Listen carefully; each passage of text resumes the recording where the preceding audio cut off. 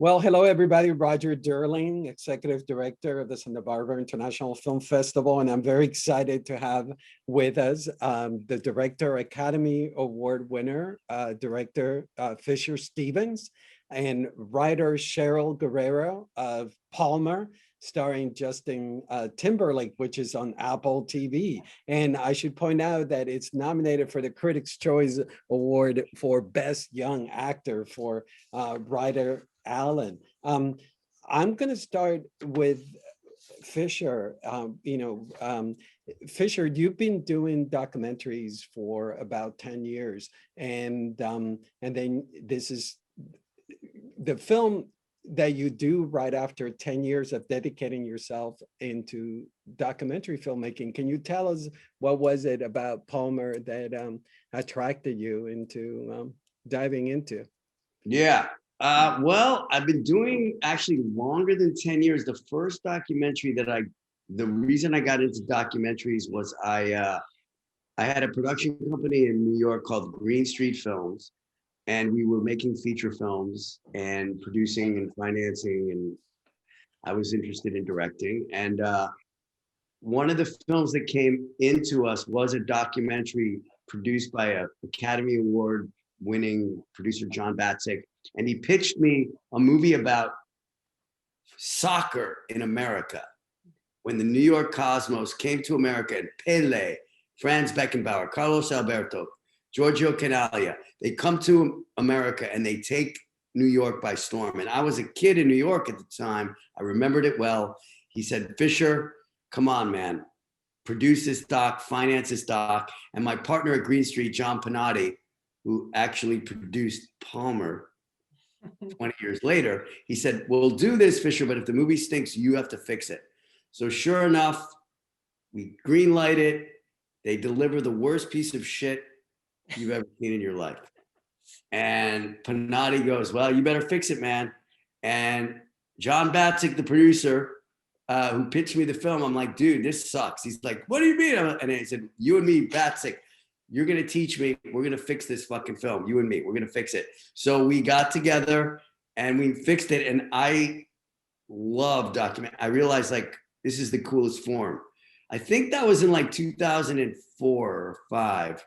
And yeah.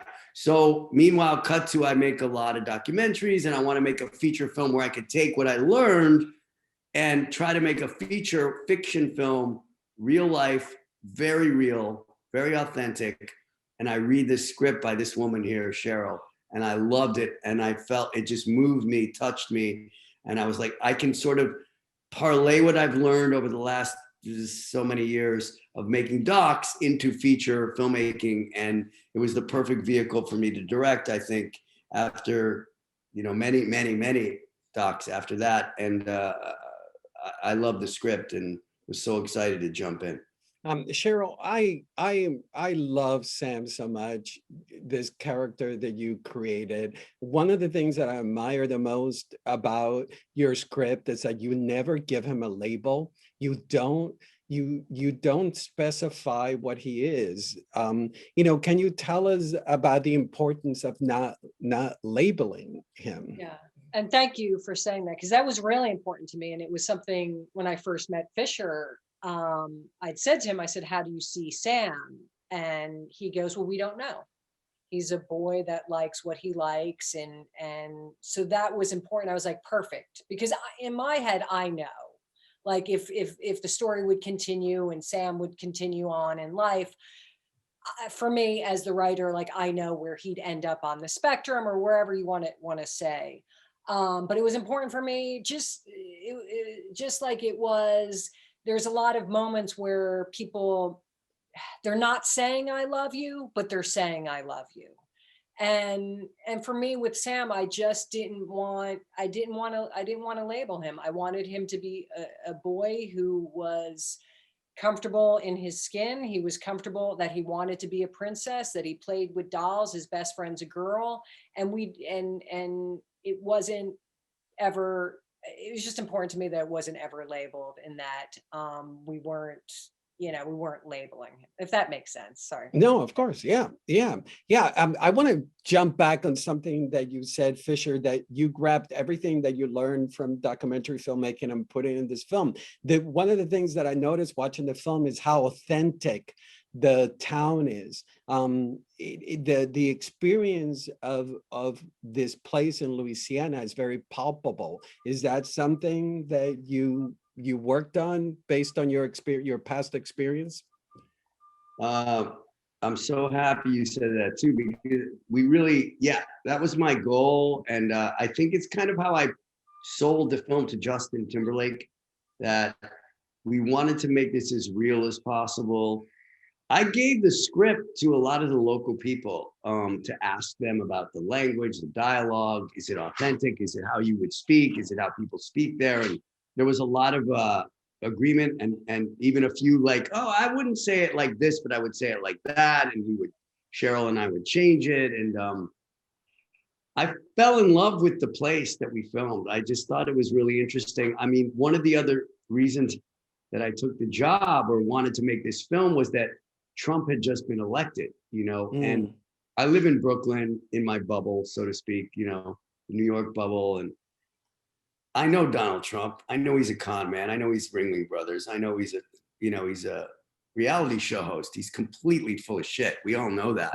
But yet he convinced a great part of the population that he was the guy that you see on The Apprentice, right? So I thought, my God, I don't know my country. They elected him. I want to get to know my country. I want to film in places that maybe, we don't see eye to eye, but I'm sure I love these people. And I fell in love with these people. I fell in love with the place that we filmed. I thought they were amazing people. It was an amazing part of the world, but I needed to really make it real. And because Justin Timberlake is from the rural South, he was the perfect choice to play this part because he knows this world. He's from this world.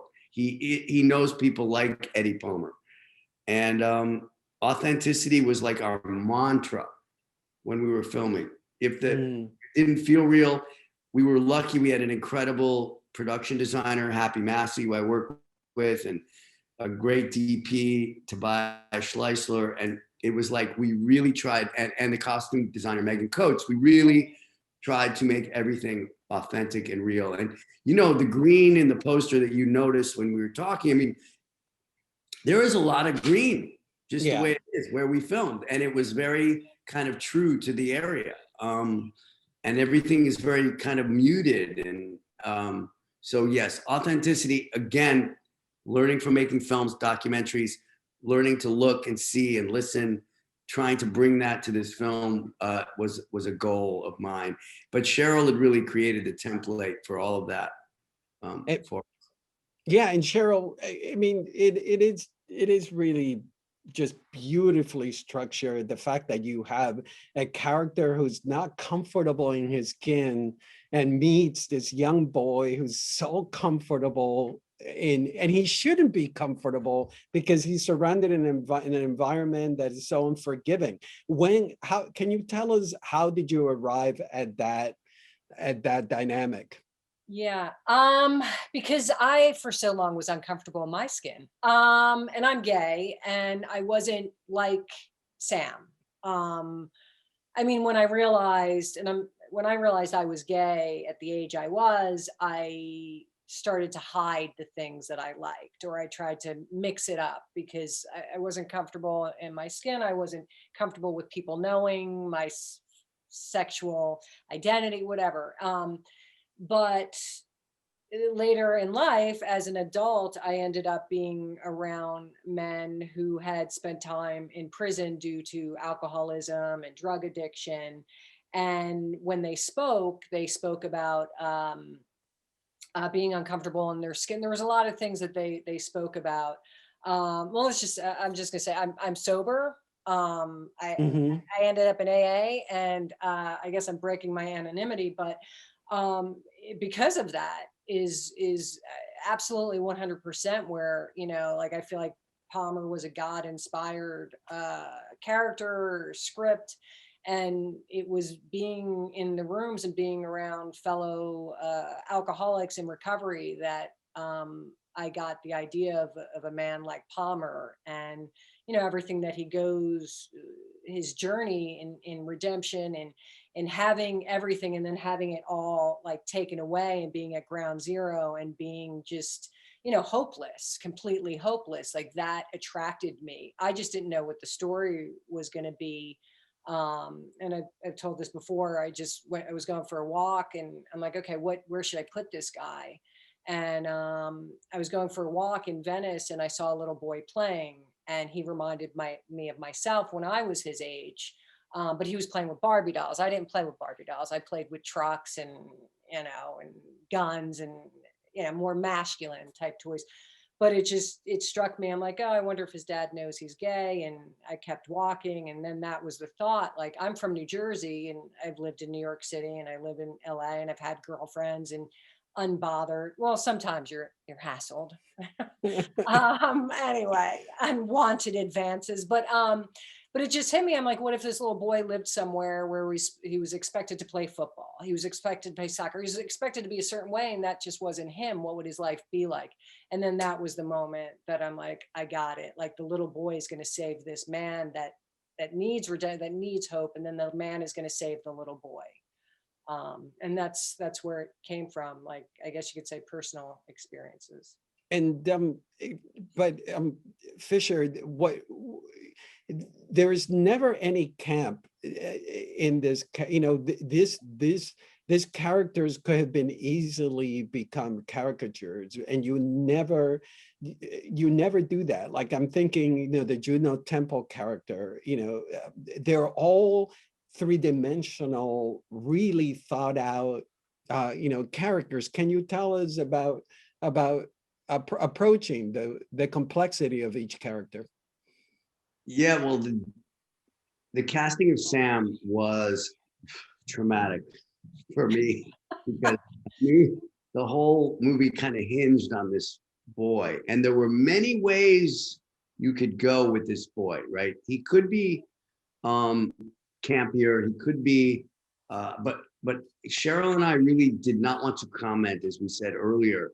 So once this kind of angel walked into our lives, Ryder Allen, we realized, like, he is Sam. He is Ryder. The beauty of Ryder is who Ryder is. So we just kind of made him as much of Ryder as possible. I wanted to bring to this story the essence of this Ryder. And Ryder is funny, and he's complicated, and he's three-dimensional, but he's the camp element.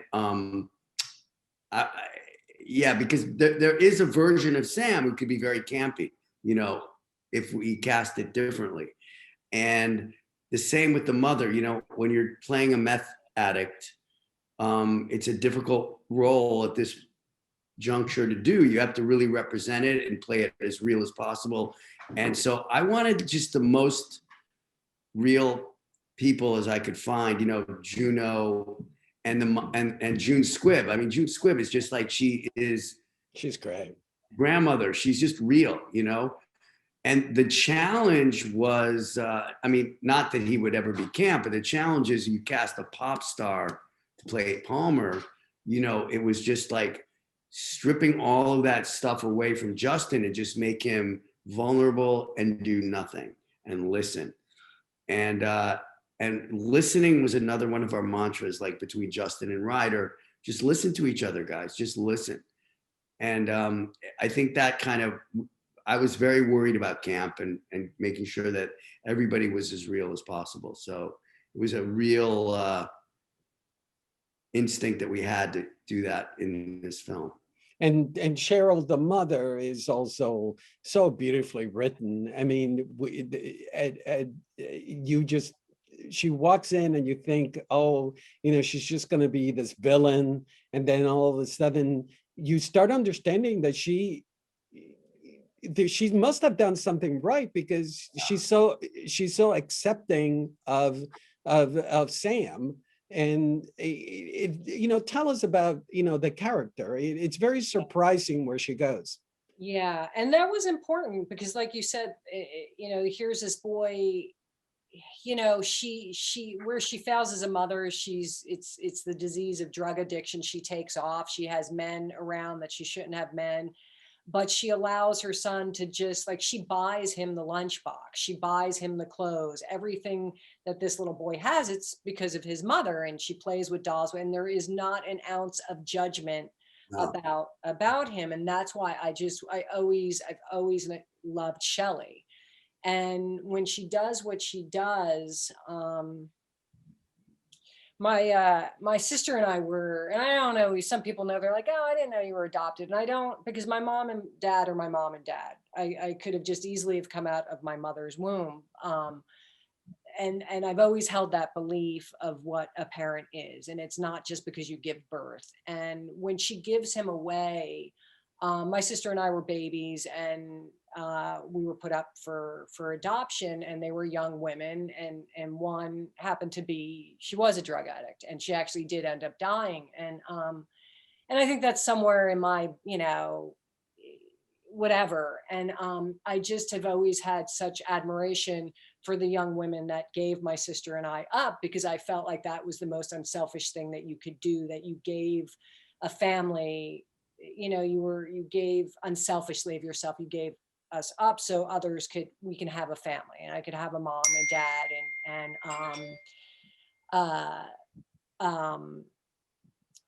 so that I think that's always somewhere. So it was important to me when she does that. Like, I know for Shelley, and being around, you know,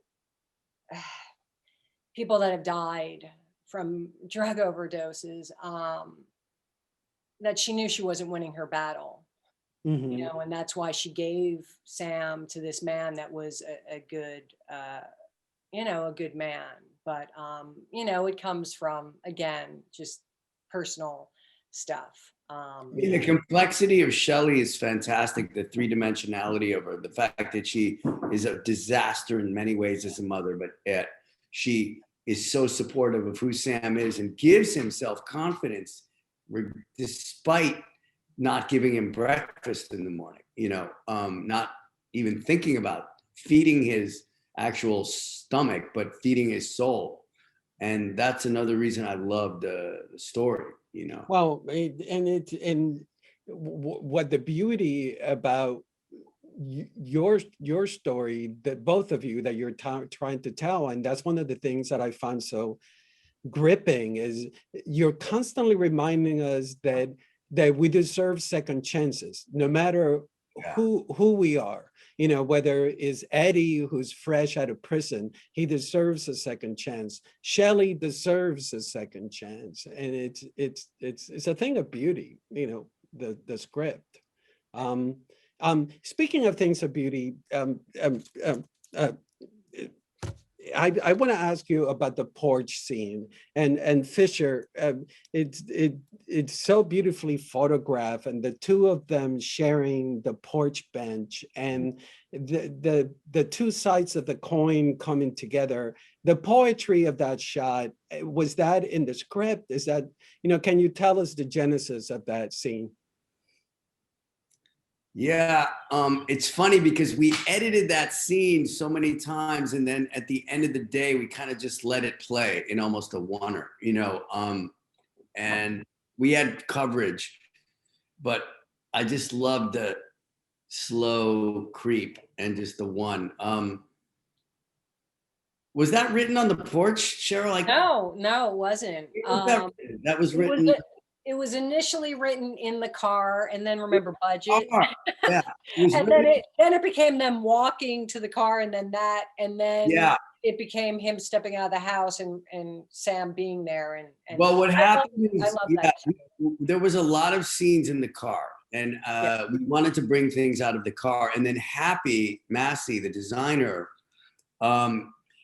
because we were like making a documentary, Happy and I went all over that area, and we just photographed house after house after house. And we saw a house with that kind of beautiful two-person swing with the chain. And we had that porch. So Happy said, let's just put one of those swinging, you know, benches there. And then I had the idea, oh, okay, great. So that's perfect for this scene. And then Tobias, the beautiful Tobias Schleisler, you know, put the camera in the perfect position. And I just fell in love with the wide and the way it was shot, you know, the way he framed it. So we had a lot of that stuff happen because I think we shot the entire film in 25 days, which is not a lot. Cheryl's script was quite long. Many scenes, 211 scenes in the script, which if you're a director, you'll know 211 scenes in 25 days is like brutal. But there were so many beautiful, happy accidents because of that. And because Happy and I had worked together so much, and Tobias and I had Tobias shot a little bit of a documentary. So we had this beautiful synergy, and Happy and Tobias had done commercials. It was just this beautiful little, like, I felt like this is a homemade movie, really. It was like homemade by a few people. And even the producers are like my old friends. So it was a beautiful experience. And that scene you're pointing out was just, I feel like it was because we all like worked together so much and knew each other, and it just flowed, you know. Mm-hmm. No. And it was also, as you know, Roger, when you're on a 25-day schedule, you gotta think, you gotta move and be able to be nimble and figure out like, okay, we have this, that's a, you know, page and a half scene, how are we gonna shoot it quickly? So, and that framing just worked out. No, it's very memorable, and I can even quote you the line, "I know what it feels like to be left alone," and the fact that the two of them are on either side of the frame, seated there, is just it's very memorable. It's very moving. Cheryl, tell us about.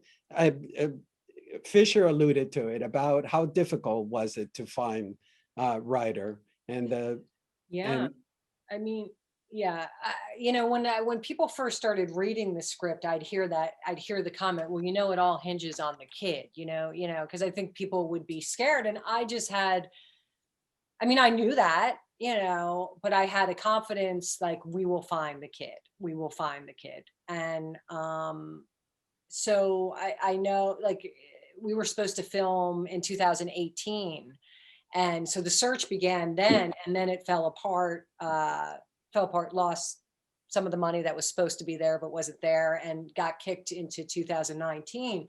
But you know, Fisher had included me in the casting and introducing me all the casting people, so I would see all the kids, and they were, I mean, it was from the UK, it was Canada, it was, and Yeah, a lot from the South, because I yeah, really at first originally thought we're gonna find this kid in the South because he's yeah. from the South. But Yeah. And it was like real, like I put it out to friends, you know, like I was Facebooking it, and I had, you know, people sending kids. And there was one little boy who came through one of the producers, Charles Wessler, who was a friend of a friend. And I remember seeing this little boy and thinking, oh my God, like he was very Sam-like. And so he came in for one of the, you know, there were 6 boys with the chemistry read, but you know, you see all these kids, and at some point, I'll be honest, I started getting a little worried. I'm like, all right, God, where's this kid? Bring this kid.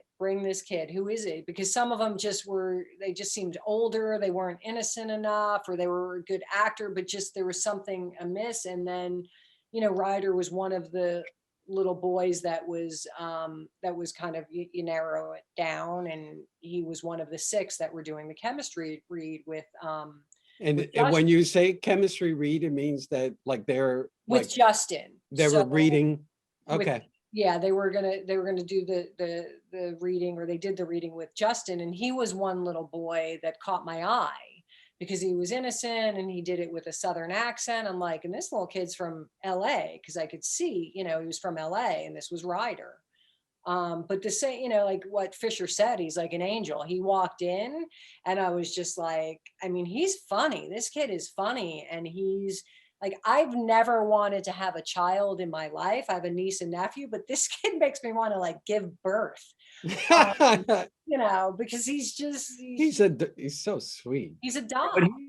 he was not like, for me, he wasn't like, Cheryl didn't have to direct the movie, so I had to direct the movie. So I was thinking like, this kid's a freaking handful. Like, I was like, he's 7.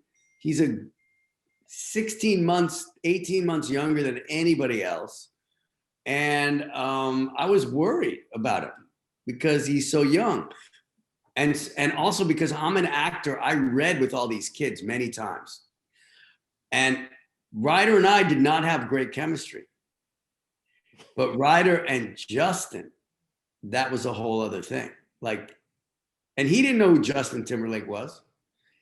But it was like lightning struck when they read together. So, and then the other thing I was always thinking, I'm the director, I'm like, a 7-year-old, we get 6 hours. An 8-year-old, we get 7 hours of work. So I'm thinking that too. I'm like, oh, that extra hour is going to be important. We need to cast an 8 or 9-year-old, But it was pretty clear once when Justin came and read with Ryder, and we were both like, whoa, this is it, He was it. I liked that he was 7, but yeah. And why did you like that he was 7? I mean, well, he looked the right age. The Yeah. age, okay. The look was fantastic. There's an innocence that he still has. I think there's an innocence at 7 that you have, and I think once you hit, I mean, I noticed it with my own nephew. It's just like once he hit 8, 9, I'm like, they became a little less innocent, a little, but Ryder it's the essence of the innocence of a child who's, 4, 5, 6, 7, Yeah. versus 8, 9, 10, Yeah. And Fisher, tell us, about, this is Justin's first major, role. I mean, he's done terrific work with David Fincher and in Social Network, and also the Coen brothers, and Inside Llewyn Davis, but this is quite a departure for him. Tell us about casting him and working with him. Yeah, and he hadn't acted really in a movie in, I think, 6 years, which, other than like the voices of trolls or whatever. So he was looking for something like this. It was kind of like timing. And I don't know, he had an intelligence in discussing the script and I went down the line with a couple other actors before Justin, and Justin had an intelligence about this character that the other people didn't have. So that made me feel good. He had this magnetism. Obviously, I went to see him in concert. I'd never seen Justin in concert. I saw him. I was like, wow, he's obviously got the star thing. So it was more of just he understood Eddie intuitively. He started talking to people coming out of jail, people in jail. He knew people who were in jail, coming out of jail. So it was just more of stripping away and making him trust that he didn't have to do much. And it was a beautiful collaboration, because the other thing was that because I tell you 25 days, Justin's in pretty much every scene. So he show up on that set and he was there, and he didn't have a trailer, and he didn't have he was there. And then we'd shoot 12 hours and he'd go, let's have dinner and rehearse the next day's work, which I loved. So his work ethic is, you can see he's a hoofer, he's a singer, he's modern day Sinatra. He does not play. Mm-hmm. And good while. I read. Yeah. No. Sorry to interrupt. I read that you met with Richard Wersch Jr. from the documentary White Boy Rick. Tell us about his involvement in the project. Well, we couldn't meet with Rick because he was in jail still in Detroit. I'm sorry, in Florida. He was incarcerated, but he was getting out, and he knew he was getting out. But yeah, there's an amazing friend of mine, screenwriter Scott Silver, who wrote The Joker. He's a Yeah, yeah. beautiful guy. Scott and Rick were very good friends. I sent Palmer to Scott. He gave me ideas, and he's like, "You should call Rick." I had many, many, many conversations with Rick about, his experience, his life being in jail, and then we had a 2-hour kind of, serious talk with Justin, and then Justin and him had another talk, and Rick really, I think Rick gave Justin a couple of lines, that Cheryl incorporated into the script, in the scene with Alicia when he's talking about being in jail and coming out. And I think he was quite helpful to us and gave us his time. And we invited him to our virtual premiere. Oh, man. Yeah. And he was incredibly helpful. Cheryl, there's so many, how should I put it, lessons in this film. You deal about rehab. We talked about second chances. You deal with sexuality, and the divide in this country, the fact that we should find commonality, but your script never feels preachy. The film is actually very entertaining. Was that difficult for you to balance the different aspects and always keeping it entertaining as well? Thank you for saying that. No, I mean, I think it was always important to be subtle, and Fisher did such a great job with that and keeping it real, and the subtlety of, like Sam's a thief, and it's just, how do I say it? I mean, or the old lady who, how do I say, I just feel like people they are complex, and you have someone like Vivian that she does, she holds the church in such high esteem, and she goes to church, and she is a religious woman, and here you have a little boy who's doing her hair or makeup or whatever, and she just loves him, and there's no judgment with her. So, I guess I just, I find people that, I don't know, I'm glad that you said that, but I just think sometimes there's like gray areas, and like the drug addict mother, like someone, and I'll just say this, my brother-in-law died of a drug overdose, and my niece, when he died, she goes, I loved my dad, I hated the disease. And I thought that was so profound for someone so young to say that. And the whole thing about second chances, and like I've been in situations where I've been like when I was a kid, like sometimes, like I know parents didn't want their kids to play with me. And I think it's interesting. Just different things in life. My sister was the one that was always getting in trouble growing up, always getting in trouble.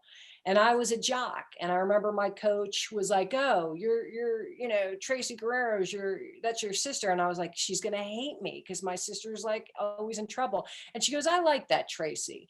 And it was just like an amazing, because this was a woman, she was a coach, she was well respected, and my sister was always getting suspended. And she's like, "I like your sister." And it's just like, she saw something in my sister that it's like, yeah, she's a good person, gets in trouble sometimes. So I think it was just important with these characters to not, like, I'm just not, I don't know. I just don't, I'm not, how do I say it? I don't like caricatures. You feel it when someone caricatures, and it's very real life. So. Yeah. No, but Fisher, there is once you finish watching the film, there is deep, profound messages in the film. But you've enjoyed the ride and being with these people, and were you conscious of the fact that, like, okay, I'm trying to, not educate, but I mean, tell people that we need to find commonality, et cetera, et cetera. But at the same time, I have to, be a good storyteller. Was that difficult to juggle to find the balance? Yeah, I think it's not easy. I try to. I mean, most of my documentaries definitely have a social message or impactful message, environmentalism, whatever, political stuff. So it's another reason I was attracted to the material. But I do think, and I try to do this with my documentaries, I try not to preach or tell people how to feel, and I try to really I really try to entertain them, you know, and it's a balancing act. You know, there were moments in cuts where we were like, oh, this is a little soft, this is a little preachy, this is a little, you know, we just strip stuff away, strip away, and try to, you know, keep the entertainment value, but not the preachy, you know. But at the same time, you know, the message is going to come through, you know. So yeah. And how difficult, Cheryl, was to arrive to the ending that we see on the screen now? And you know, and I'll say that too, to piggyback on what was said, is like, when I watch movies, I just hate when something's being forced, like a message is being forced down my throat. I like to make my own conclusions in stories. So that was something I was cognizant of with this script. I don't want anything to ever feel forced. I'm not trying to force anything on anyone. And I think, you know, it was a successful film. We had that conversation. Whenever there was stuff that like that, we pulled it out. We tried. But the ending, you know, I always knew that he was going to get the certificate to the Princess Club. Like, I always knew that was like an end game. And the things that we were like, okay, Maggie, how do we, like, there were so many different drafts, and we, Fisher and I and Justin would discuss. Well, I'll say this, ending up with the bit with the cell phone and Maggie and him lets you know that they're together. But it was interesting, and Fisher, like, there was a different ending where Palmer did not get arrested at the ending. I actually had him getting arrested some other point, but he didn't get arrested. And we were talking, and it was me, Fisher, and Justin's like, I want him to get arrested.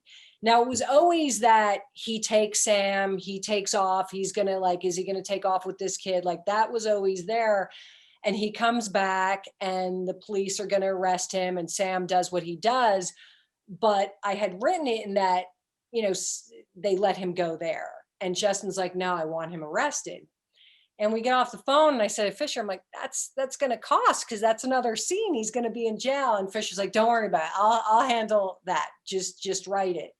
And because there was you know, we kept hearing like budget and cut. And I'm like, I mean, we just had like add another scene.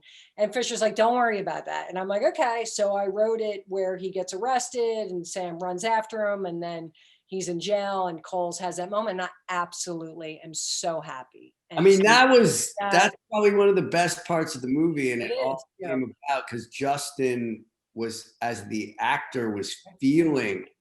I actually forgot about that. That it was he was feeling like, I need to get arrested, and it had this build, and the other and it really worked out. I mean, I have to say, one thing about doing documentaries and about having produced so many features is I'm not daunted by adding stuff.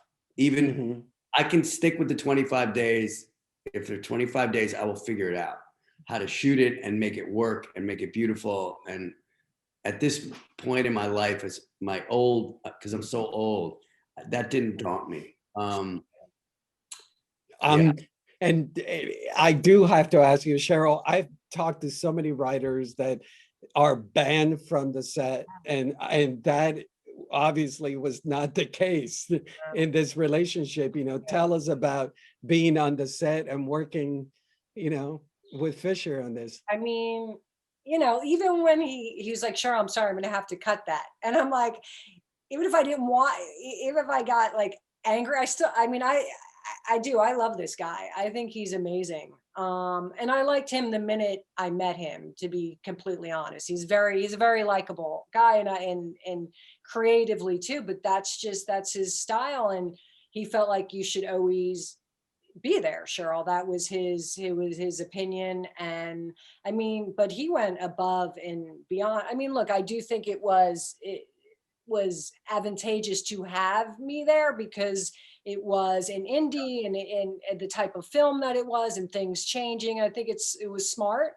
But he also, like, to have me involved, like I'd get emails, this is Cheryl the writer, with all the casting people. Even in editing, like he invited me into the editing suite and he's like, this is Cheryl the writer, I can't get rid of her. But the joke is, like, it was true, but he invited me, you know what I mean? And so yeah, I mean, trust me, I knew along, you know, that this is. I mean, I did not, she was not by my monitor. I had a separate Cheryl. Oh yeah, he had me away from him. She was not, Away from him. I had to keep her separate from me because it was too much. So we had our monitor, me and Tobias.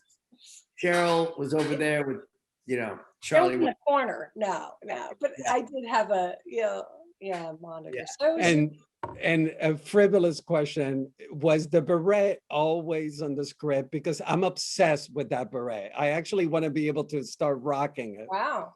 No, I actually never wrote him with a beret. That was hair and makeup that Came up with that came idea. up. Oh, Fisher. Sorry. I wasn't in that one. No, because my nephew Max, he at 7 he put a beret in his hair, which is one of the, he had a beret sometimes, and yeah, but yeah, I mean the beret was a constant continuity, total fucking nightmare.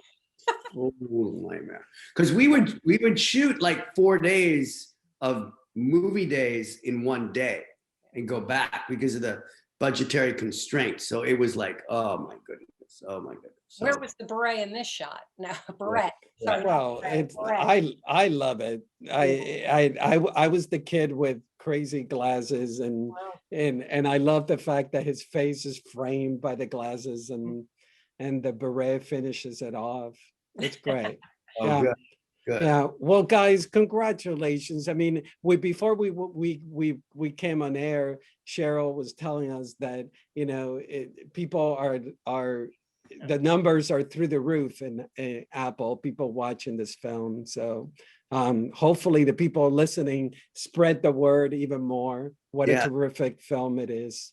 Thank you both, Cheryl and Fisher, for being here. Congratulations. Thank you. Thanks for having us. And Roger, remember, Yes. when COVID is over, we do a screening in Santa Barbara.